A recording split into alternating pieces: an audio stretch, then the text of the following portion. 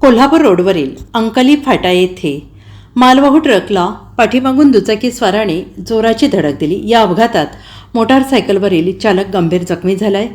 सदरचा अपघात रात्री 11:30 वाजण्याच्या सुमारास झाला। या प्रकरणी ट्रक चालक जगन्नाथ बबन पाटील वय वर्ष 34 राहणार रेठरे धरण यांनी सांगली ग्रामीण पोलीस ठाण्यात फिर्याद दिली आहे। आणि याबाबत अधिक माहिती अशी की जगन्नाथ पाटील हे त्यांच्या ताब्यातील मालवाहू 16 चाकी ट्रक क्रमांक MH10CQ 9936 हा घेऊन शुक्रवारी रात्री कोल्हापूरच्या दिशेने निघाले होते आणि यावेळी अंकली फाट्यावर ट्रक आला असता पाठीमागून मोटारसायकल क्रमांक MH10AX 8397 वरील चालकाने जोराची धडक दिली।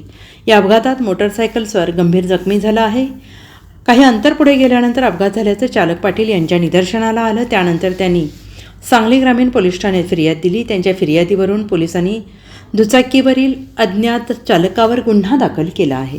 Bureau report SBN Marathi, Kolhapur.